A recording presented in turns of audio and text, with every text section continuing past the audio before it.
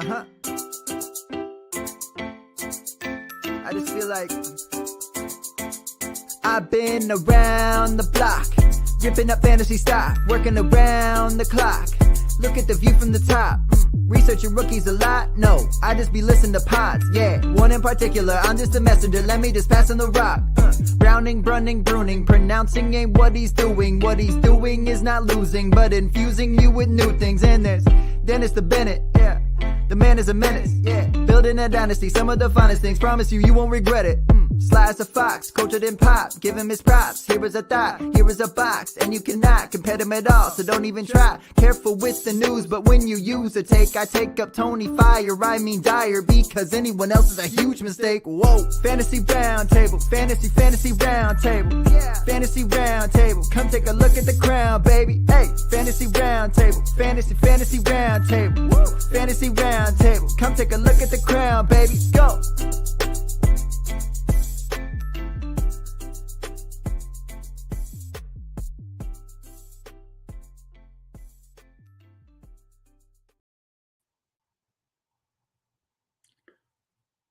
I can't hear you.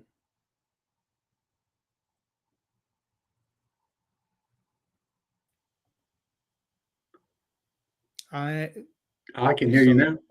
No. I think that was on your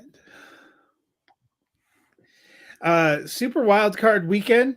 One game left to go in the weekend, but we've had 5 pretty incredible games to start things off. It has been a wild weekend of football. Dennis, how did you enjoy things? So I had to replace the wax ring in my master bathroom toilet. So now I'm getting a new bathroom floor. And by getting, I mean I'm putting it in. So what should have taken me an hour, maybe an hour and a half, even given my relatively poor workmanship standards and abilities, it's probably going to take me a week and a half now before I have a bathroom.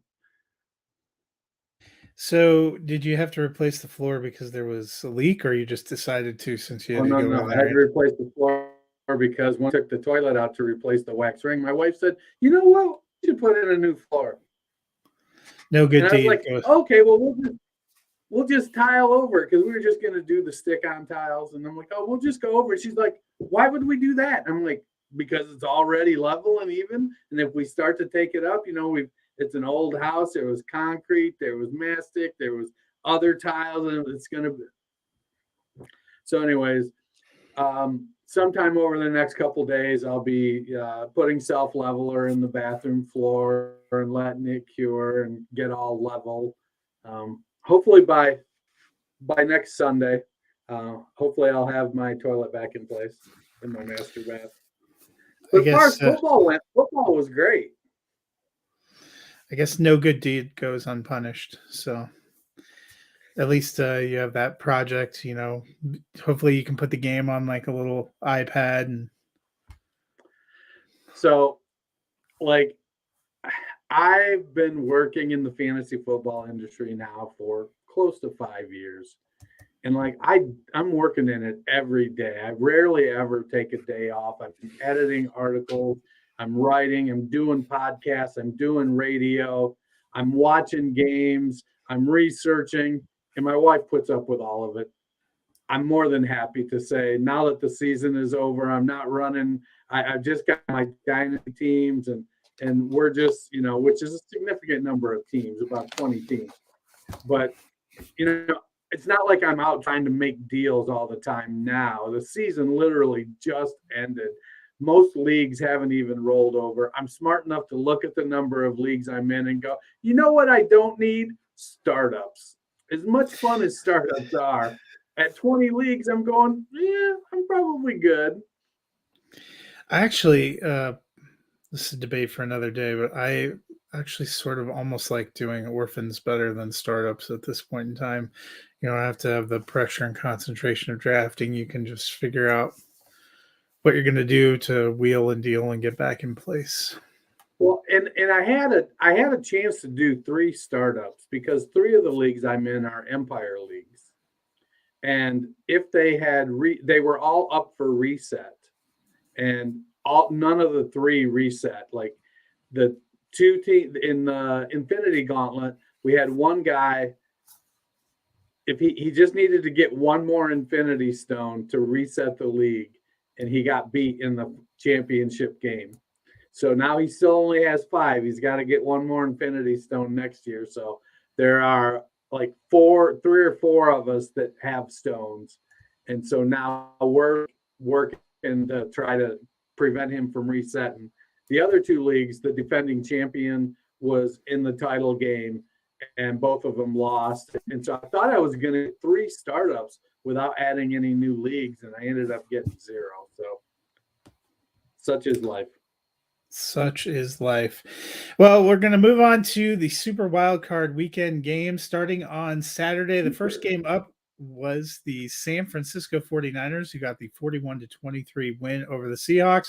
This game was a lot closer than that score would make it seem like. The Seahawks actually led 17-16 going into the half, and then the 49ers just really took it away. We'll get to the 49ers in a minute, but first, the Seahawks. A lot of questions going into the offseason. Geno Smith, set to be a free agent, was a Pro Bowl quarterback. Will they bring him back? But they have at least a couple of good pieces to build around. Ken Walker had another strong game, 15 carries, 63 yards, and a touchdown, which is pretty impressive against San Francisco's defense. And DK Metcalf looked incredible. 10 catches, 136 yards, couple of touchdowns. They have some pieces on defense. Dennis, what do you think the Seahawks need to do this offseason? Well, it looks like Geno's coming back. He said he wants to be back. The Pete Carroll wants him back. Everybody seems to be in line with, hey, let's get this guy back. He also said, Geno also said he wanted to test the free agent market. And I feel like there'll be some market, but there'll be some pause on Seattle's side to say, okay, this guy, first round draft pick or early second round draft pick, fizzled out of his first contract, a backup for 8 years. Seattle, Spotrac.com says Seattle's got about $47 million in cap space. So it almost feels like they might be best served to franchise tag him to make sure that this year wasn't a fluke. And then if it works out, then we go at him with a 3-year deal next year. That will take him up till he's about 37 years old. But aside from Geno, all of their other skill position players are under contract. I mean, Rashad Penny's a free agent, but let's face it, he's been usurped by Kenneth Walker. They'll add a running back of some sort. They'll add some wide receiver depth. Their tight end room is solid with Fant and Disley and Parkinson. They look good there. A couple pieces on defense. They were 25th overall in team defense, 30th versus the run and 14th versus the pass. So they could use a run stopper. Letting go of Bobby Wagner. Fortunately for them, they have that number 5 pick. So. Right. So maybe they'll get lucky and Jalen Carter or Will Anderson falls to them. Now, I feel like they're in a good position. They've got decent cap room. They got a quarterback that came on that they don't have to commit long-term to. They can franchise tag him.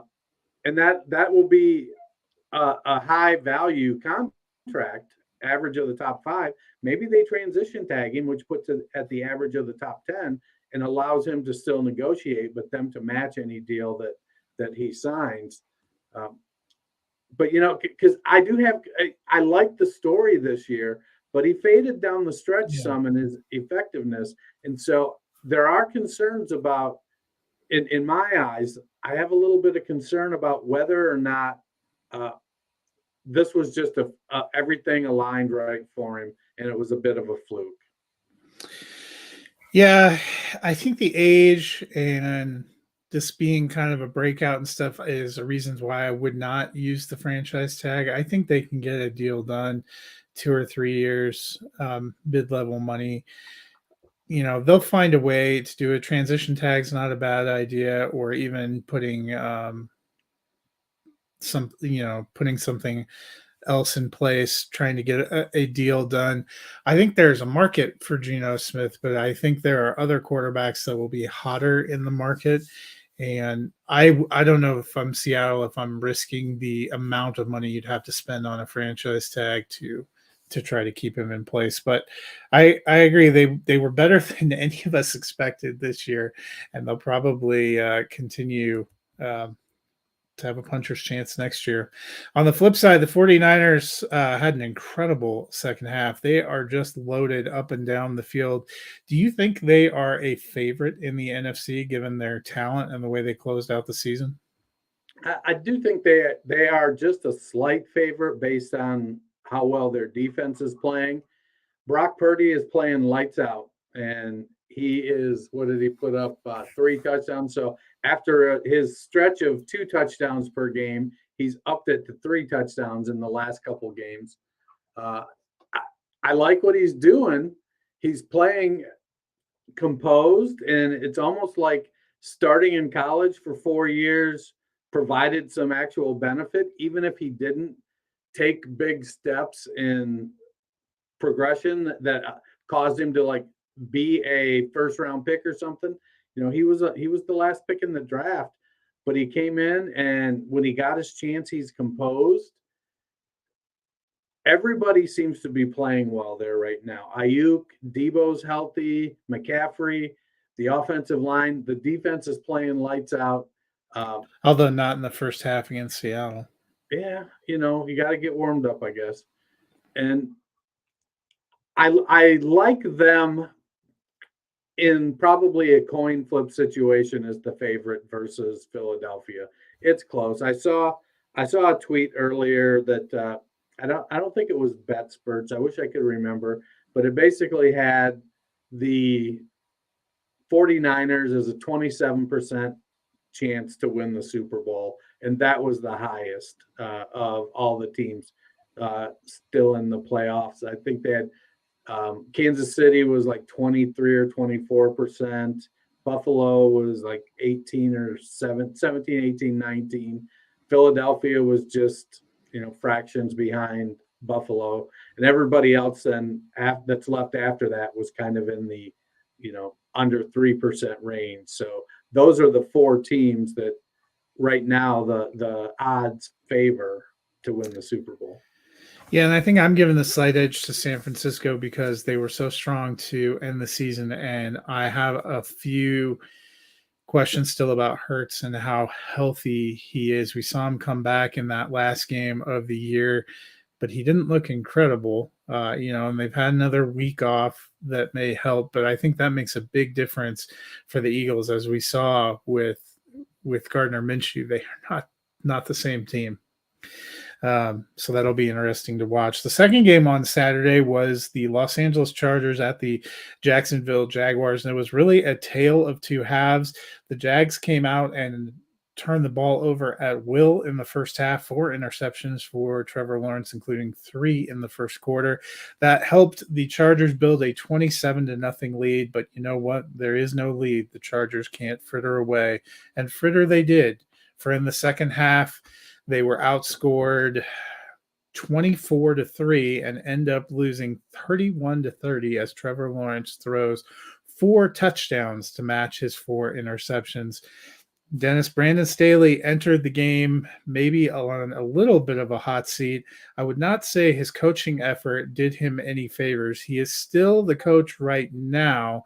Do you think he is back in 2023? I do. I believe I saw earlier today that they announced he was coming back, but they were looking at some staff changes. He honestly seemed to play this year a little bit less in favor of the analytics. It was almost like after his first couple years of being an analytics darling, he decided this year, hey, I'm going to go contrary. I'm going to be a contrarian this year, and we're going to see where it goes. To me, their biggest issue was the injuries to Mike Williams and Keenan Allen kind of helped Justin Herbert to not play great. Then they lost a couple offensive linemen. They lost Joey Bosa. I think they lost somebody else on defense. They've got, when healthy, I think they've got all of the pieces there make a run. I think Staley has to go back to coaching a little more like he did his first couple of years there. For me, it was puzzling they didn't use Eckler more yesterday. I know he scored 2 touchdowns, but he wasn't real productive on the ground. And honestly, he hasn't been this year. But even in the passing game, only 4 targets and 2 catches for 8 yards, which, I mean, we've seen Eckler put up 12, 13, 14 targets. So in a game like this, I would have expected him to probably have 7 or 8 targets at least. But to only, he carried the ball 13 times for 2.7 yards a carry. It just felt like, they missed Mike Williams. Who are the other 2 cats? Palmer DeAndre Carter got hurt in the game Carter too. got hurt. Palmer wasn't super productive.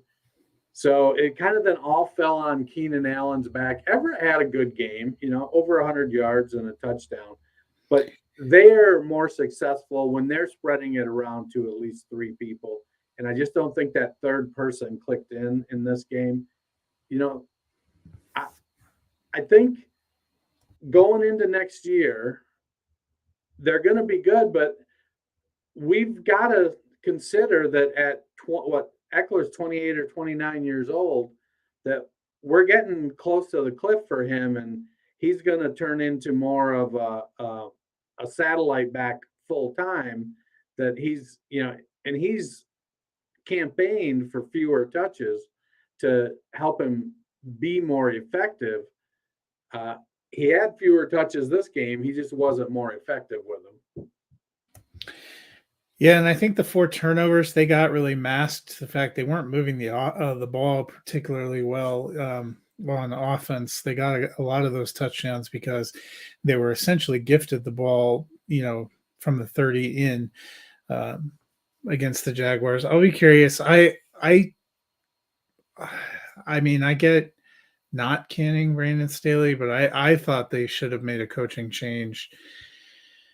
I think in some ways their hot finish and making it into the playoffs delayed that decision. They're rapidly closing the window that they have with Herbert on his rookie contract, and they have a lot of now fairly high-priced and expensive pieces all over the field, including on defense. And if they can't pull it all together next year, they're going to face some real tough decisions. Well, and here's my thing. You are going to face some tough decisions, but you have a coach who, by and large, has made pretty good decisions. And it isn't just, he's not the reason necessarily that Herbert's rookie contract is running out. He's not the reason that they paid Mike Williams or Keenan Allen or Khalil Mack. Teams have to the way the NFL is structured now, teams have to rebuild. Why not let the guy that can coach rebuild it? Except, hey, we're going to have a couple down years, but we're going to make some moves. We're going to try to get back as fast as we can. But as long as the team is making strides, it's easy to look at the Steelers and say, oh, well, Tomlin has never had a losing season. But before Tomlin, they let Cowher work his way through stuff. Even when Tomlin was new and he was, maybe not having a losing season, but not putting up stellar numbers.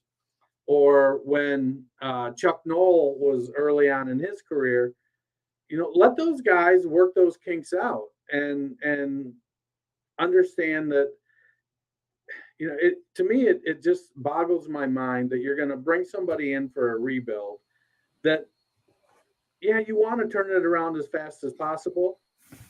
But after 3 years of struggling with a rebuild, then you well, hey, we're still rebuilding. And then somebody else is going to come in. I don't know. Yeah, I mean, I get that. He's done some nice things, but I would argue that Staley and some of his poor decision-making as the head coach are the reason that this was the first year that they made the playoffs. They should have done it last year they blew several games, and is in large part the reason they're not playing this coming weekend. So, I mean, I understand not firing him. I still would have, because I don't think they're maximizing their opportunity. And in some ways, you know, we've seen this happen with other teams before. John Fox got brought into a Denver situation that needed to get rebuilt. He managed to take a Tim Tebow led team to the playoffs and then got Peyton Manning and was winning divisions and going to the playoffs. But it was pretty clear that he wasn't what was needed if you wanted to win a Super Bowl. And so they changed coaches and were able to get that Super Bowl. Tampa Bay back in the day made the same decision with Tony Dungy, moving on from him, even though he had been successful in getting them to a certain point. To go with John Gruden, it ended up paying off in a Super Bowl. I'm not saying Los Angeles Chargers would necessarily win the Super Bowl, but I think there is a ceiling to where they're going to be able to get with what we've seen from Brandon Staley. On to the Jaguars. I'm sorry. We spent so much time, I almost forgot about the Jaguars. They are going to go play in Kansas City this week. They have had a real tendency this season to want to get into a giant hole and then fight their way back for epic victories. Is that a strategy that would work against Patrick Mahomes and the Chiefs? If it did, that would be something. I do not think throwing 4 first-half interceptions is a strategy I would employ against the Kansas City Chiefs. I like what the Jaguars are doing. Again, much like my belief that New York is a year ahead of schedule, I feel like the Jaguars are a year ahead of schedule, and they're gonna play hard. I still think they've got some mistakes in them, some learning to do. But they've got guys that want to be there. They love Doug Peterson from all appearances. And Trevor Lawrence is, to me, I feel like he's the real deal at quarterback. He shook off those 4 first-half interceptions, and he just kept fighting, and he just took it, one play and one drive at a time to throw out some cliches there. And they just fought back, and the defense basically was like, look, man, if you stop turning the ball over, we'll stop letting them score. And that's kind of what they did. Now, I don't think they put it that way, in the locker room. And, that seems like it could be taken as a bit of a divisive statement to phrase it that way. But, it's not wrong. Yeah, I'm with you. I think the Jaguars are probably a year too early. I think it'll be a competitive game, and I'll probably be pulling for the Jaguars because I have no great affinity for the Chiefs. But I think the Chiefs are a better and definitely a more experienced team, especially when it comes to the playoffs.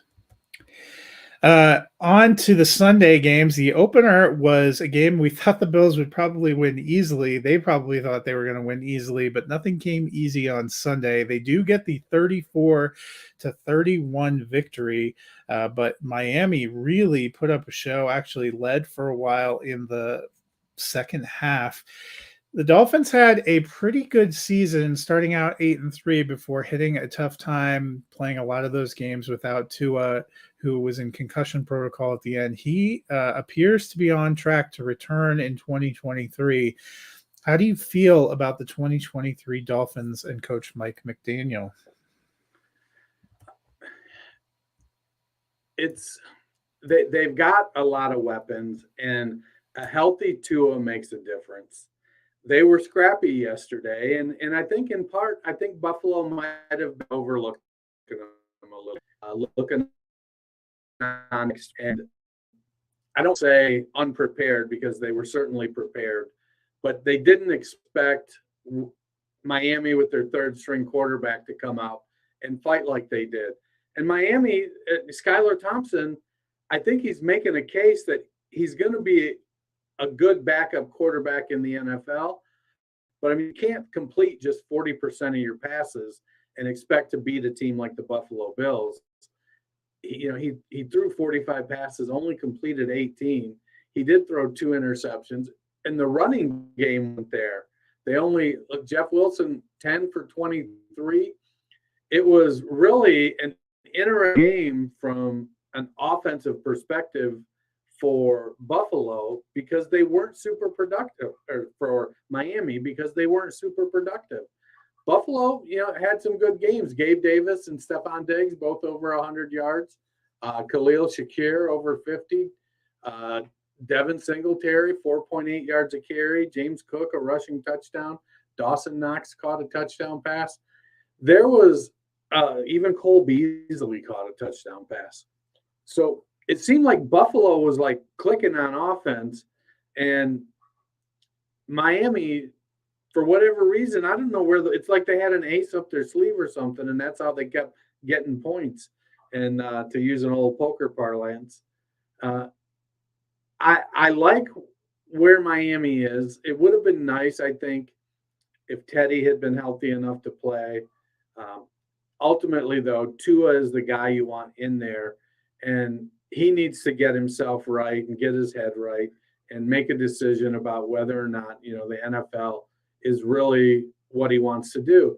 But we've seen guys before have, concussion issues until they don't. Grant Calcaterra, the tight end for the Ravens, actually stopped playing football in college because of concussion issues and took like a year and almost 2 years off or something, and then went back, started playing again at another school.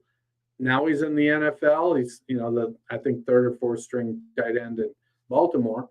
But as long as Tua gets healthy, I think going into next year, Miami's going to have to solve the running game. All four of their top four running backs are all free agents. I would expect them to probably try to bring back Wilson and maybe Mostert, but I feel like they're going running back in free agency with somebody that's a little more upscale and probably a rookie. I don't know that Ahmed was kind of giving up some he was blowing pass protection pretty good yesterday.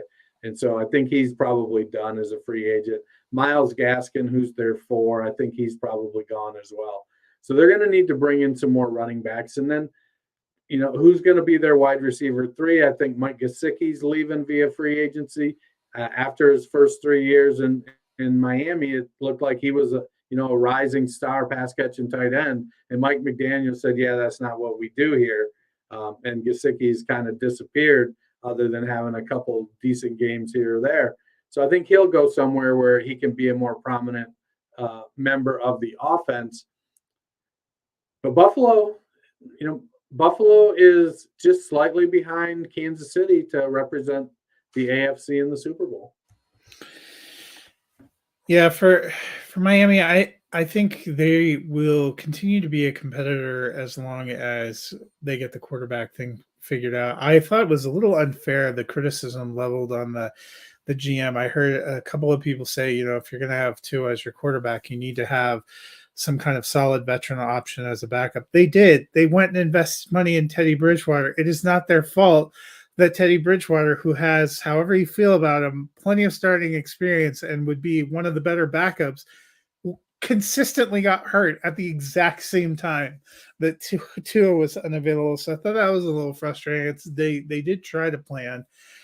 I tend to agree about Mike Gesicki, which is weird because you would have thought McDaniel, coming from that San Francisco scheme, would have seen Gesicki as a potential kind of George Kittle tight end, but somehow it just didn't click there. I do like Trent Sherfield, who is their kind of third receiver. They also had signed Cedric Wilson from Dallas during the offseason, so they have some wide receiver depth. I think they will bring back Jeff Wilson.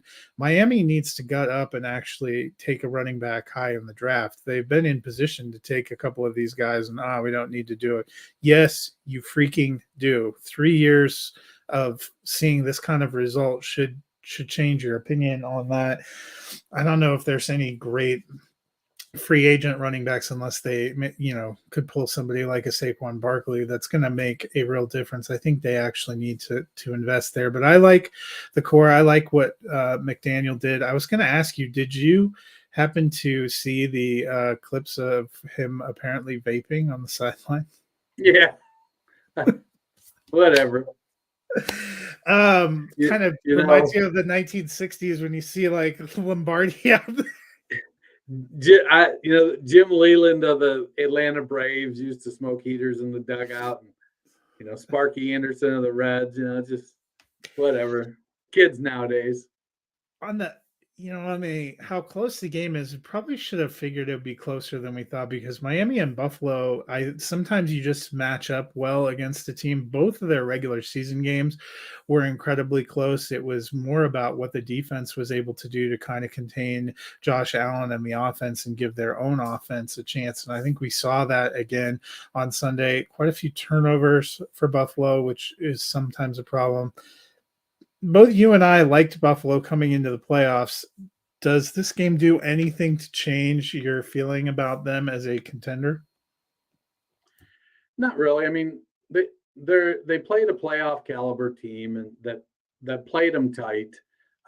Allen missed on a couple passes that I think could have, extended the lead, opened it up a little more. Overall, not worried at all. They've got a I don't want to say, I think to characterize them as a well balanced team, I don't think is right, because they don't run the ball exceedingly well. They tend to be very pass heavy, but they run it adequately.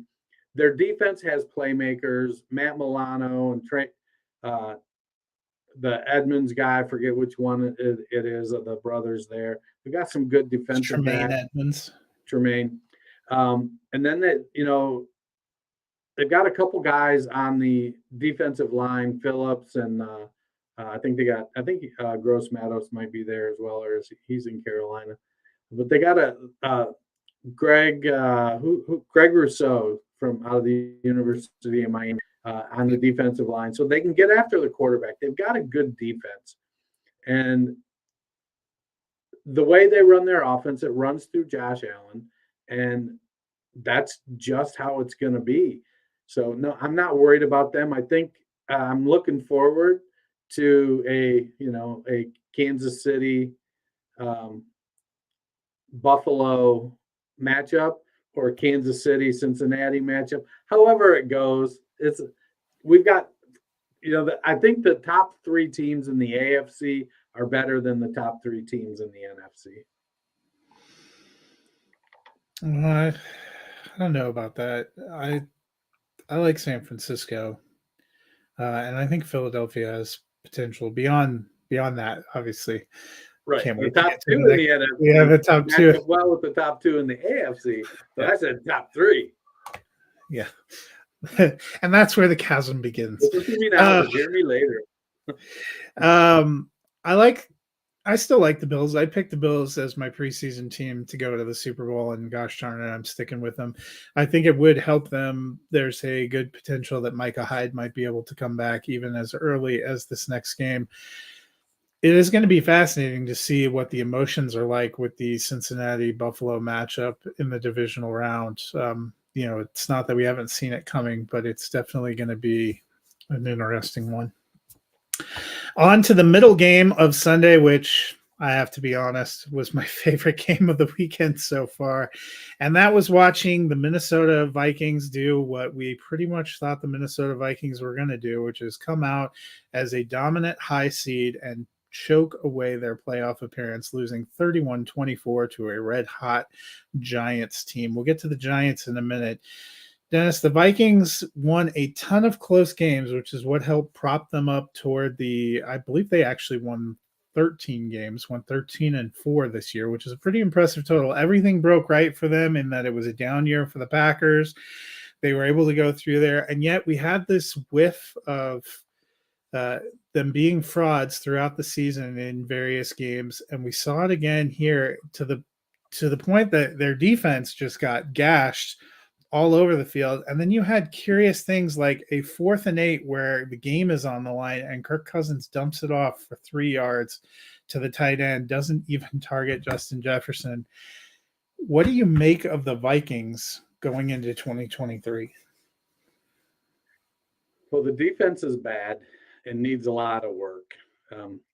It made enough plays throughout the season against teams that maybe weren't playoff quality, but it made enough plays. That's why you know, you're in a lot of one score games because your defense is giving up points.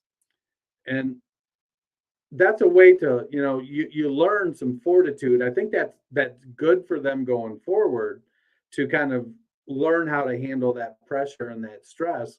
But they need to learn how to put teams away and not let teams stay in it. I don't know.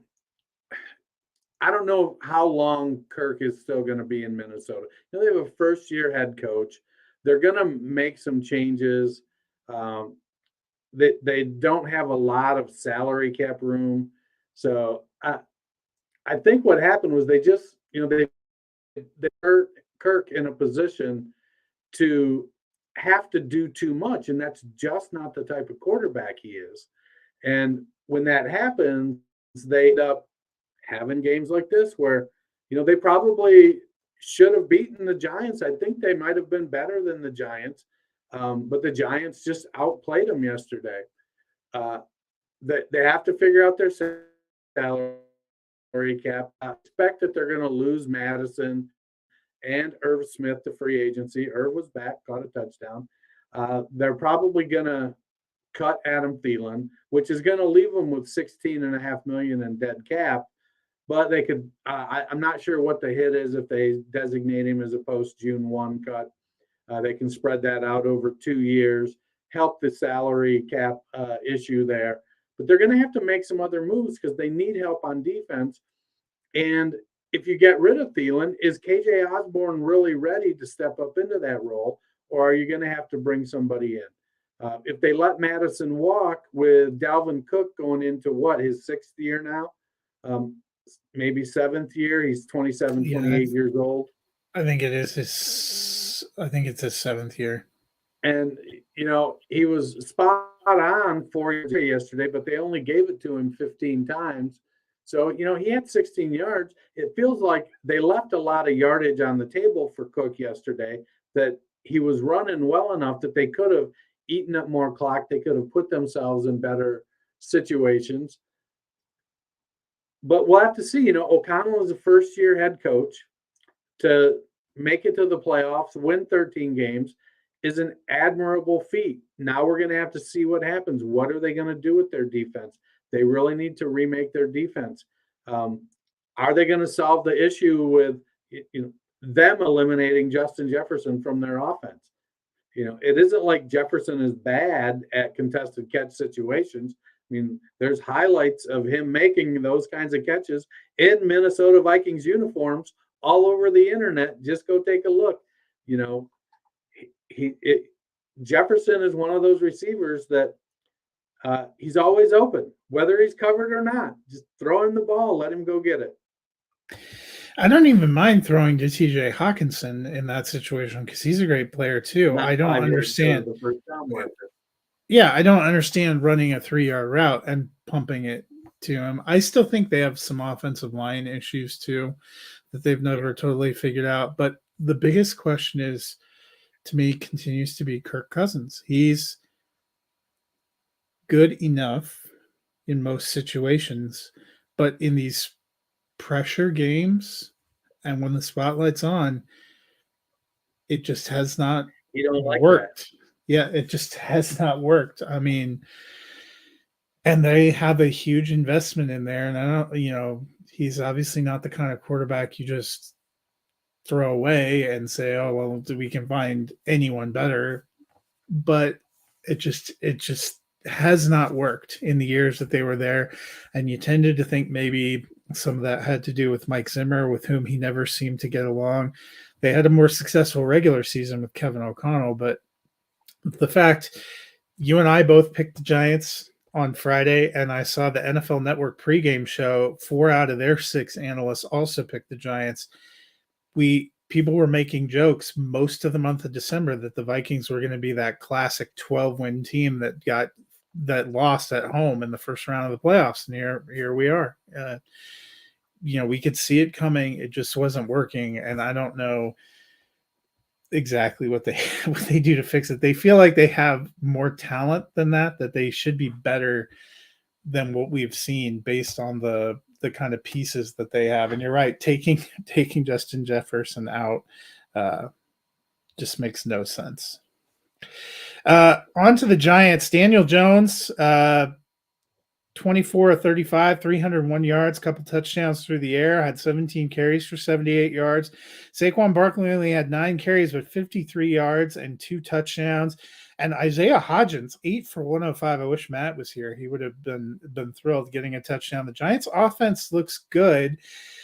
They got kind of thumped the first time they played the Eagles, and then they played pretty close in week 18 while not playing any of their starters.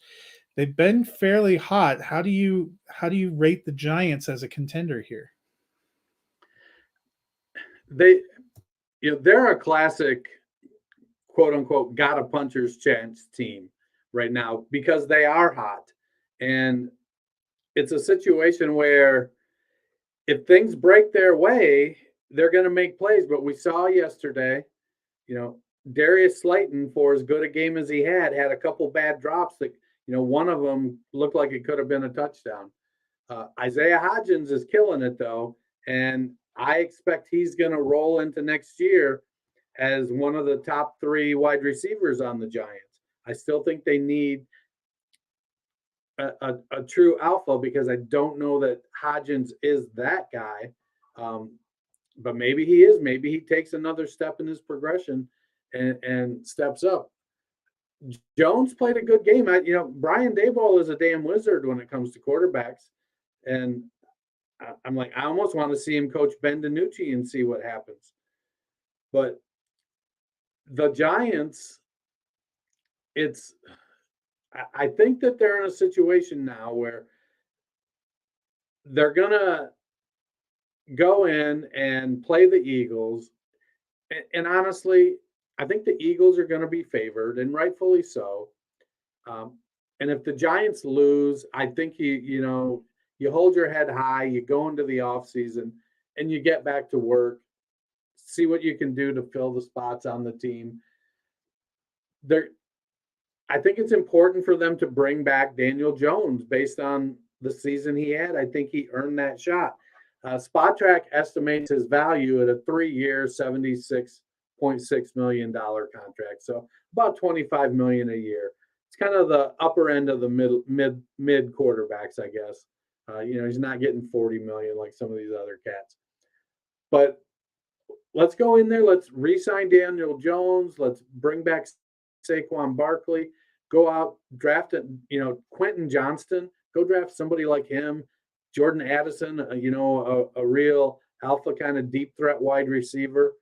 Johnston's probably more of that than Addison is. Keep building on the offensive line and keep plugging in that defense. And just let Brian Daboll keep working with Daniel Jones because whatever he's doing is working.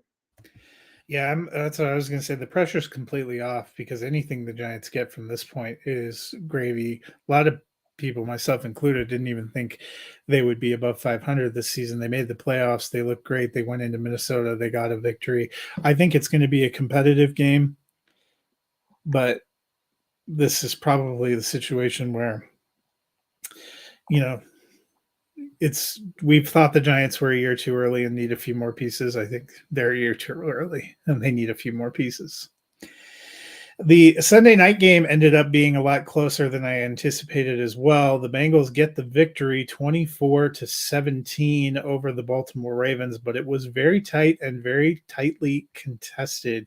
We'll get to the Bengals and their offensive line issues in a minute, but the Ravens struggling on offense with no Lamar Jackson was a theme throughout the end of the regular season. Kind of continued here. Huntley made some nice plays. Mark Andrews made some nice plays. J.K. Dobbins looks like a real weapon. But what do the Ravens do this offseason? Do you think Lamar Jackson is back?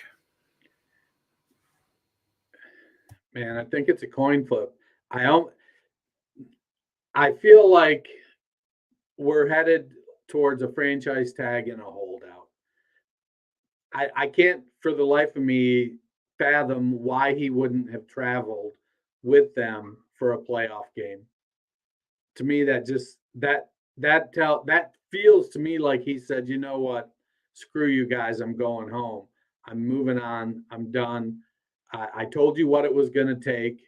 You said, really, that doesn't seem fair. And I said, no, really, that is fair. That's what it's going to take. I haven't budged off what I'm looking for.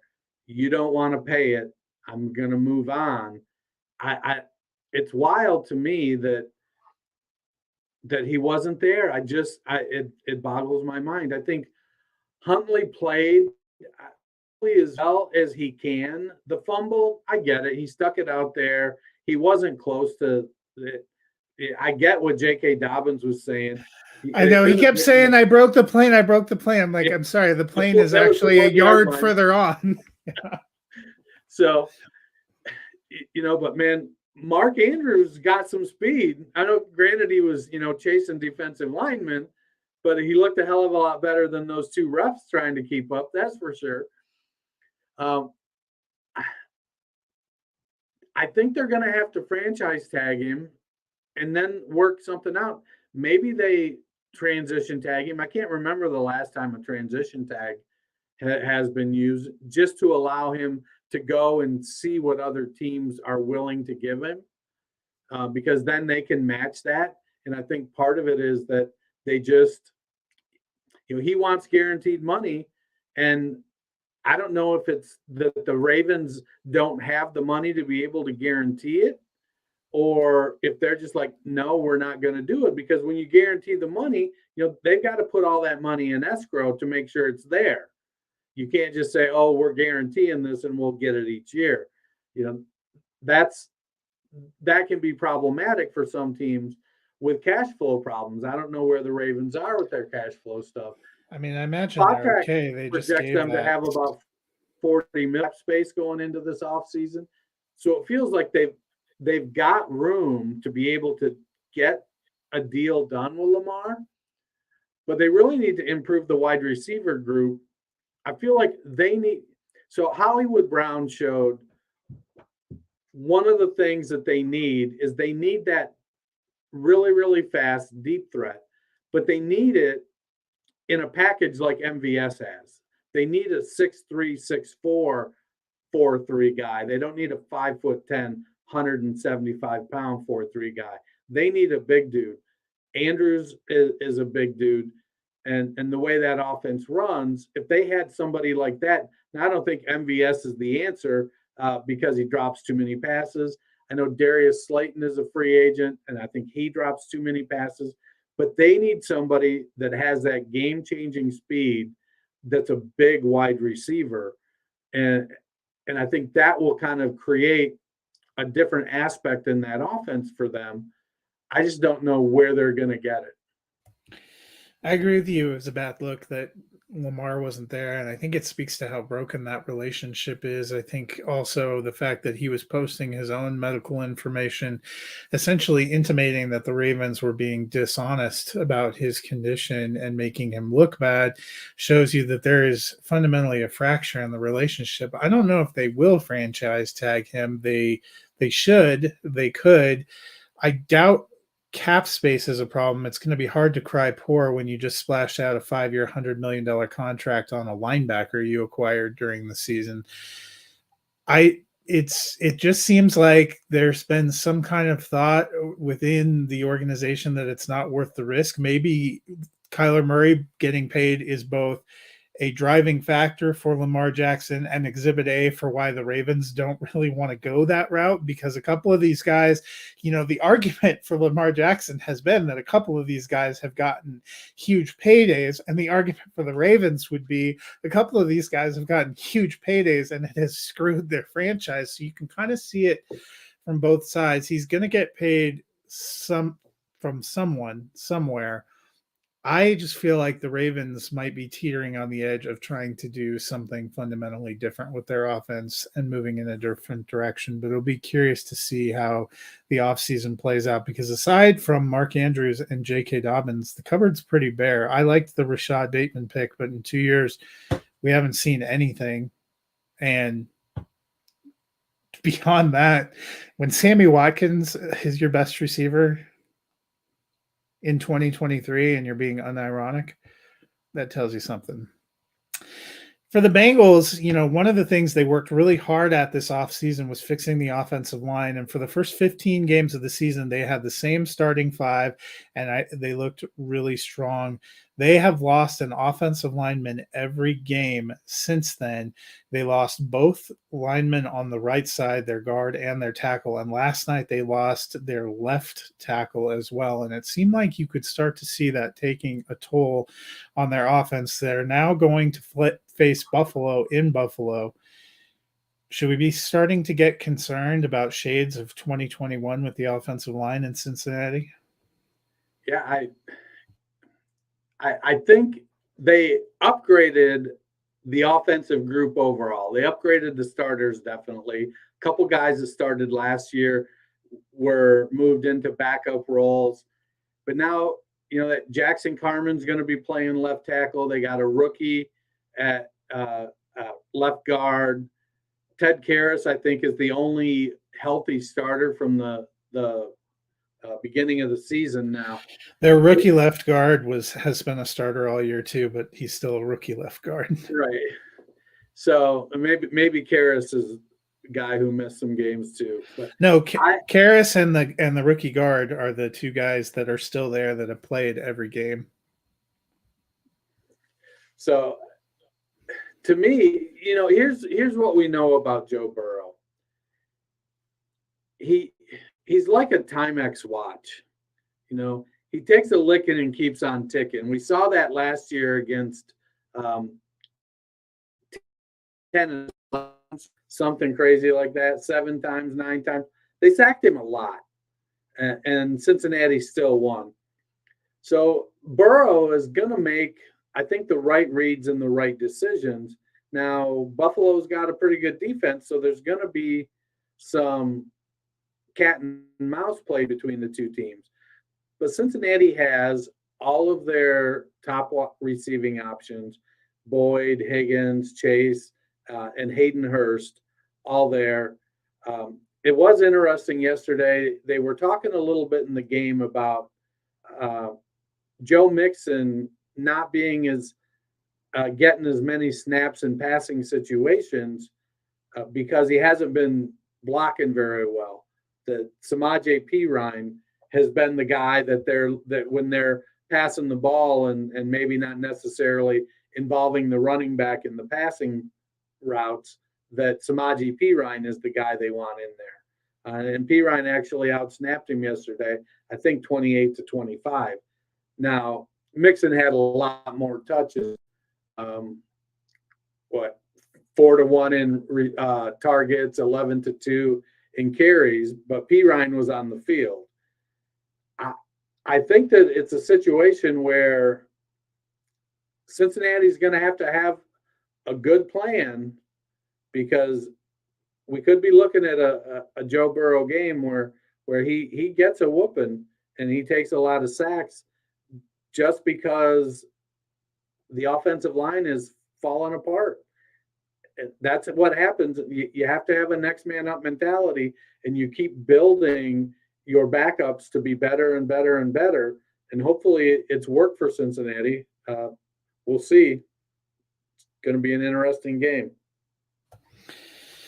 Yeah, I am a little worried about the offensive line. I think what stood out to me is they had to adjust their game plan a little bit. It takes some of the vertical threat out of having a T. Higgins and a Jamar Chase. They were talking about at one point that Jamar Chase had done like 9 button hooks or something, 9 button hook routes, or it had 9 button hook reception targets. And you're just kind of like, well, I mean, they did enough, and Baltimore has a good defense, but you know what? Buffalo has a really good defense too, and an opportunistic secondary, and they probably have just as good of a defensive front, up the middle as what Baltimore has. And I think that's going to be something to watch and something to add a wrinkle to this. But like you said, the Bengals were able to overcome that and some of the deficiencies last year until they hit the Super Bowl and weren't able to quite pull it out. So hopefully we'll be thinking good thoughts for Joe Burrow. There is one more game, and it is tonight. Dennis and I did a full preview for this last Friday. Both of us picked the Cowboys at that point in time. I'm going to give you a chance, Dennis. Are you sticking with the Cowboys, or did Ryan Jensen's return make a difference for you? I think that I'm sticking with the Cowboys. Jensen's return certainly bodes well. I mean, they have now what 1/3 of their interior line from last year back. They're still playing a couple of pretty poor guards. I like, and if Tampa wins, will I be surprised? I won't, because you just kind of go into playoff games with Tom Brady as the quarterback, recognizing that he could win it. He could win it going away. He could. We've seen him and Mike Evans have a phenomenal game earlier this season where Evans put up 200 yards and a touchdown. We've seen him and Chris Godwin have games where Godwin has had 14 or 15 targets and put up a phenomenal game.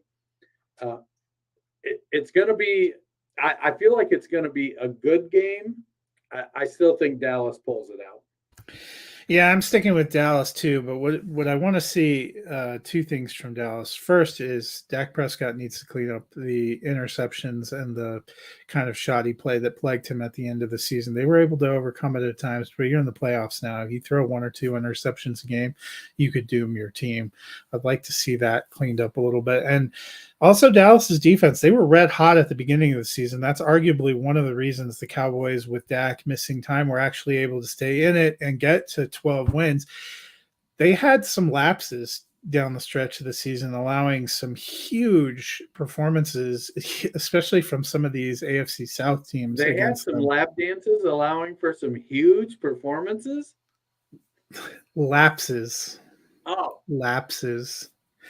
So I hope Micah Parsons, and they need to get pressure going, and they need to play a little bit better, because no matter what, the winner of this game is going to San Francisco, and we know San Francisco is coming to play on both sides of the ball, so they need to get ready for that. But I'm still picking Dallas, and I'm hoping for a good game here to close out Super Wild Card Weekend.